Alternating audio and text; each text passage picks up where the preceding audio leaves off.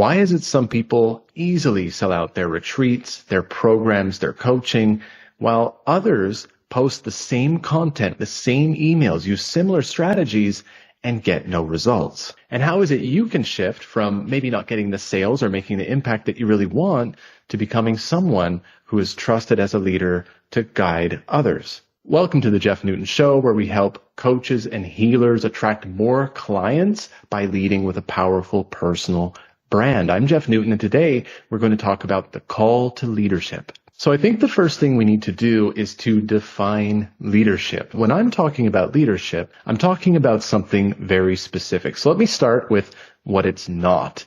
Because a lot of people, when they hear leadership, they either have very big positive projections, like, oh, I could never be that. It's something very impressive. You have to be very confident. You have to be extremely knowledgeable or extremely skilled. And so it seems distant and unapproachable. Or perhaps you've got a connotation of leadership that is about dominating, about a hierarchy, about creating win-lose interactions where you're the leader so someone else isn't. And people have negative experiences in some circumstances with leadership figures, authority figures, and for that reason, they feel like, I don't want to be a leader because a leader is maybe full of themselves, a leader is maybe abusing power. So the first thing I want to say about this is leadership isn't necessarily about your position. It's about a decision you make to create change in the world. Leadership in this sense that I'm talking about is to have influence, but not the kind of influence that's seeking that win-lose interaction we talked about. It's seeking making a change where it's a real win-win, where you become a better person or can even improve your life, whether it's financially, whether it's because it's rewarding. And to do that by helping others, by lifting them up. That's where I believe the real heart of leadership lies. It's in service to others. So our aim with leadership here as coaches and healers is about stepping up your level of service to the next level so you can influence and impact more people. And here's something I want you to think about as well. If you're a coach, a healer, a spiritual entrepreneur, you are already in a leadership position. I don't believe leadership is either on or off. I believe that there's a spectrum of leadership and that we're at a different spot on that spectrum. So if you are behind the scenes coaching people or helping people in your private practice, but you're not very outspoken, you are exercising your leadership as in your influence to help people change. You're just doing it maybe one person at a time. You might be doing it behind closed doors. So you might be a quiet or even a secret leader in that sense. And for some people, that's going to be exactly right for them. But if you're listening to this podcast and you know me, I'm going to bet that you have an appetite to help others at a higher level, to maybe not just do a little bit of work behind the scenes, but that you feel a call to contribute at a higher level. And that, in my opinion, is the call to leadership. And here's something I've really noticed is a lot of coaches and healers get caught in the role of coach or healer, and that gets in the way of their leadership. And unless we name leadership as the issue they're working with, they don't recognize why it's hard to grow their business or why it's hard to grow their confidence or why clients aren't buying or aren't trusting them or are spending money with someone else instead of with them. And they take it personal. They think, what's wrong with me? What's wrong with my coaching ability? Imposter syndrome makes it feel even worse. And by the way, leaders have imposter syndrome. Researchers have found that high-performing individuals actually tend to have or struggle with imposter syndrome the most. So don't get confused thinking that leadership means that you're full of confidence and that you're here to lead everybody like a brave soldier. It might be that you're scared, awkward, learning, and not very good at this yet, but stepping up to the plate and doing your best to help your tribe. So I've been blessed to know a lot of coaches and healers as they were going through their certification journey. And what I noticed with them is even if one of the programs we had was a leadership program, they came out on the other side and eventually a lot of them would lose their enthusiasm. They tried to show up, they tried to help, they tried to create marketing and fill their events and share their message. And for the most part, they were ignored and it felt difficult. And they said, I'm not really good at this. Maybe I'm not much of a leader after all. And the real pity here is there's actually two kinds of leaders. And if they had known about the second kind, they would have had a path that they could have followed. So listen closely, because this might actually give you permission as well to step into more leadership, more of your unique style of leadership that feels authentic to you. So a lot of people think being a leader is sort of like being an all-star. You are so good at what you do. You're such a standout, amazing individual that people gravitate towards you. You've got the personality for it. You're a natural. Maybe you're attractive. You're skilled. And you can easily change the mainstream of the culture. So you are a leader. You were born to be a leader.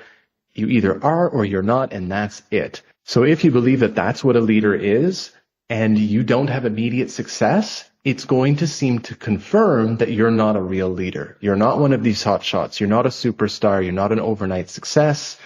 The mainstream doesn't love you. Goodbye, leadership dream. But I want you to know that there is actually a second option. The second kind of leadership is for people like us. It's a path about empathy, about service, about creating connection, about telling story, and about making change. Making change in whatever way we can, slowly, persistently, consistently, because we care.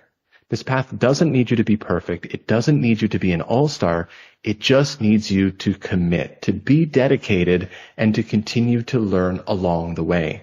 It can be humbling for sure, because you might have a lot of learning to do as you go, but you're still a leader as long as you're trying to help your people, trying to serve them, and help them get where they want to go. Now, why is this important? Why would you even want to be a leader? And I really believe that a lot of coaches and healers struggle with things that are actually signs of this desire to lead. So they have a desire to lead, but because of this confusion about what a real leader looks like, they don't know that it's a call to lead. So let me give you some of the symptoms, and then we'll reverse engineer how it's a call to lead and whether it is or not for you. So the first symptom is feeling victimized by what's going on in the world around you. So if you do a lot of gossiping or complaining, especially about how other leaders aren't doing it right. They're not leading the way you would lead. They're not doing the things you would do. Now, this could be on the global scale, right? You could be talking about big issues like politics.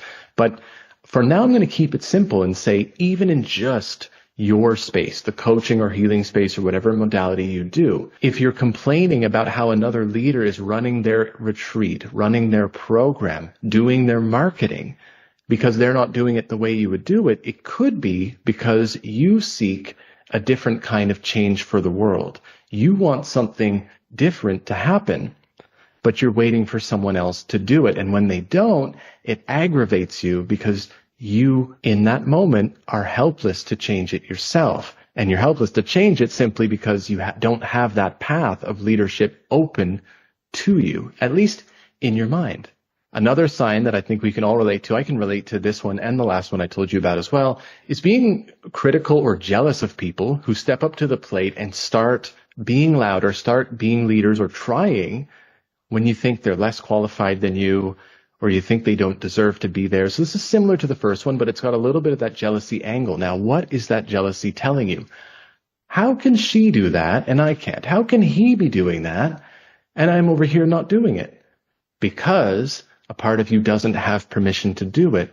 And I would like to suggest that that critical voice that's attacking them out there is also attacking you in here, which is why you don't dare show up in the first place. So when someone breaks your rules that you impose on yourself to not step up and lead, it's going to aggravate you to see that person out there breaking those rules. It's going to feel unjust. It's going to feel unfair.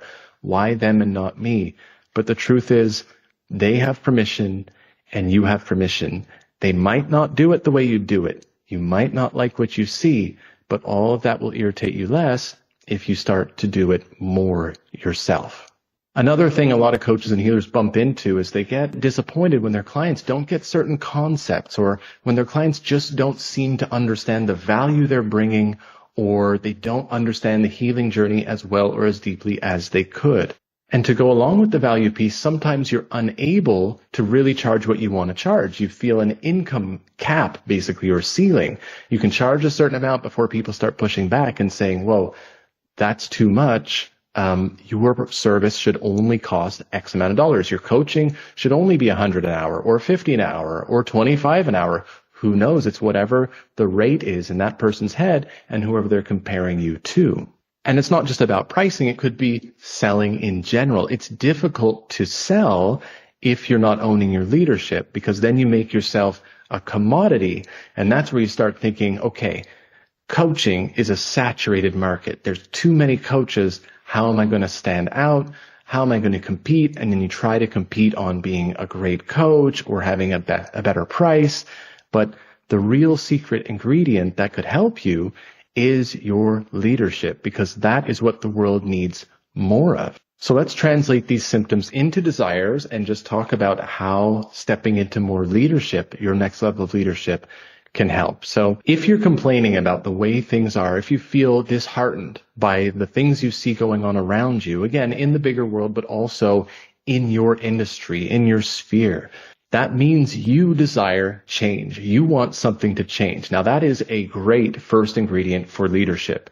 You have to be able to see the world as it is with clear eyes and not be in denial about it. Don't make it better than it is in your mind. Like, actually see it for what it is, and don't make it worse and obsess over it and create a really negative picture of it that's immobilizing and demoralizing. No, you want to be sober. So you really see the situation as it is.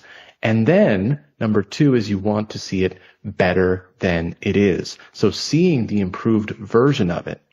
And point number 3 is what makes the difference between a leader or a follower. And that is, make it the way you see it. So if you see something out there that needs to change, maybe it does feel bad and disturb you, but then you can picture, how do I want it to be? And then you can close the gap and say, I'm going to help create that change. And that's what leaders do. A follower mindset is one that says, why didn't someone change it already? But a leader is here who says, I want to be part of that change. And that's why I'm saying, I know you're a leader, because if you're a coach, a healer, you already do this. You see a problem out there that you empathize with, a type of struggle, a type of client, or even if it's the modality you use, whether it's to relieve pain or relieve psychological or emotional pain. You are seeing a problem, and then you're saying, I see a world where it's better than it is, where these people have help, and then you're saying, I'm going to close that gap. So that's, let's call that level 1 of leadership for the coach or healer. But there's an evolution that might be speaking to you to say, I want my change, this change I'm helping to create, I want that at the next level. I want to make a bigger impact. I want to help others. Those 3 steps, by the way, see it as it is, see it better than it is, and make it the way you see it, are from Tony Robbins. He's the guy that came up with that framework for how to build a vision and follow through. And I find them 3 excellent steps for leadership. So what would that look like at the next level? To see things as they are, to see them better than they are currently, and then to make it the way you see it. Now, I believe that bigger next level version is not to wait till people become customers, whether through word of mouth or because they're looking for a coach or whatever it is you do, and then struggling with the people that come into your container because they didn't sign up for that next level of leadership. They just sort of want their symptom fixed, or they want a coach, or they want that smaller thing that it looks like you do. But really, if in your heart you're seeking to create a big, significant change in the world, you need to make that your message. You need to make that your beacon that you're reaching out to others with, so that you can actually start to create that change and plant those seeds in advance. So what you're looking to do actually is change a culture, not the whole world, because the whole world doesn't listen to any one person. It used to be like that a little bit earlier in history, where you could have one fad or one phenom take the world over. But now even huge fads sometimes only reach 1% of the population. So it's no longer about changing everybody. It's about changing the few who are ready for that change, who really need it, and perhaps creating a tipping point where then the change can become a bigger wave. But for the coach or healer, as you are thinking about the change you want to create in the world and the people who are worth helping before they even buy from you, that is what leadership is all about. Leadership is about walking your talk. It's about becoming that leader and doing it the way that you really believe in rather than waiting for someone else to do it. And when you step into that aligned, embodied leadership and start living it more and speaking it more and being it more and inviting others to join you in that change that you're having to stand in, because others don't have, let's call it the software, the blueprint hooked up yet in their minds for how to live that, how to be that, how to do that. That's why you've got to show up with this message. That's why you have to be persistent and resilient, because at first they're not going to be able to really change their minds so quickly. If it was that easy, they would have done it already before you came along. So if you come along and give the message once and say, hey, it can be different, it can be better, they might go, that's interesting, and then reset to their programming. So you have to be generous and consistent with your message again and again and again. And being a leader means you're not waiting for their approval and then to say, please come back, we need more of you, we need that message again and again. It's actually about having the courage to say, it's a bit hard on the ego, it's a bit humbling, it's a bit difficult, but I have to keep going because I really want to create this change. I really want to reach my people. I really want to make this difference. And if you can do that, the other problems I mentioned start to solve themselves. Because once you connect with people on that level, once you have the right people hear you and start to link up in their brain this new inspiring blueprint you're giving them as a leader, this change that you know is possible, as you plant the seeds towards that, the people who are receptive to it will join your world. They're not going to be those clients who don't get it. They're going to be people who are craving the exact kind of medicine you are here to bring. They will value you the most, and they'll pay more for your solutions if that's what you want than some other coach, because you're not positioning yourself as a coach anymore. And to be honest, you're not just a coach or healer anymore. You're a leader in that moment. You're embodying a possibility for someone to have a completely different life that is in its own category of value. So you get out of that comparison game. You're no longer in a saturated market. You are in a category of one, where you're the leader. This is your mission. This is your message. These are your people, and they're here to join you. And if you have any two coaches, I'll just use coaches in this example, two coaches, two body workers, two healers, whatever. If you have any two, and you ask someone to pick between them, and one of them has been planting seeds and speaking a resonant message and vision over time, and the other one hasn't, they've just been working behind the scenes with people, and they're equally skilled, the coach that's perceived as the leader is going to win most of the time. Because people trust people. They want to follow people. They want to feel that connection. They want to feel that possibility. And the leader makes it obvious, whereas the coach behind the scenes isn't making it obvious. And again, this is why I want you to not take it too personal. If people aren't buying or don't recognize you or don't quite get it, it's not because you're bad at this. The coach behind the scenes might be 10 times as skilled as that leadership character, but the leadership character is creating more of the change in the people's psychology and their blueprint and their belief in what's possible for them. Planting more of those seeds of change. And that's good news, because if it literally means you don't have to be the all-star, you don't have to be the best in order to make real difference in people's lives and be sought after for your services. So I want to wrap up this conversation about leadership by sharing one more reason you might decide it's your time to move to the next level. It's what inspired me, because there was a period of my life where I was really into meditation and really less about my own ego and really sort of overdoing it without knowing it. And so anytime a desire looked to me like it was for attention or for ambition or leadership, anything like that, I thought, oh, that's just ego stuff. So I was spiritually bypassing a very real seed that the Creator has planted in me, because I believe we're not all the same and we're not all created for the exact same purposes. And some people, like I said at the beginning, they're not meant to lead at a higher level, and I would never make them wrong for that. I'm speaking to people who feel this call inside for another level. There's an invisible call that you feel tugging at you, and you know there's more. And for people like you and me, that desire is like a seed, and it's trying to grow. And I was making it wrong. I was spiritually bypassing it, whatever. But what I thought about, and I couldn't shake this thought, was, I've been blessed by all this spiritual stuff. That's why I'm spiritually bypassing, because so much of this connection to a source beyond myself feels so lovely, so true, that I want to honor it.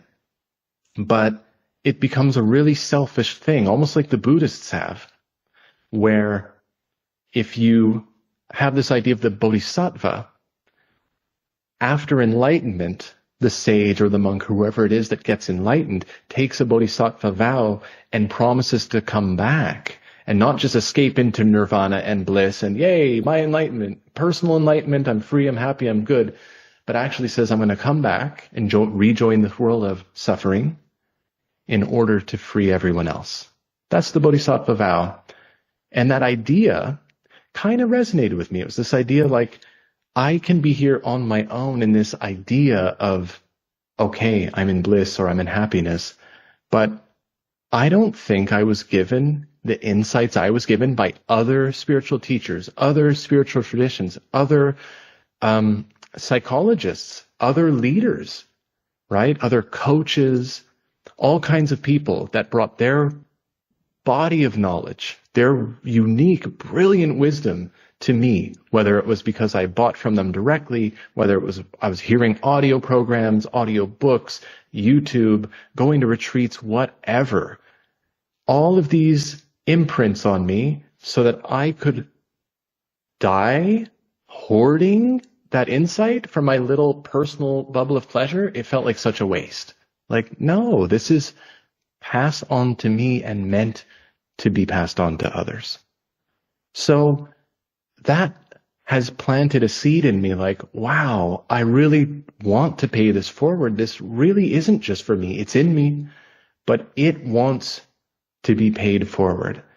I want to carry that torch as my living thank you to the people who've helped me. And so if you're like me, perhaps that's going to inspire you to do the same.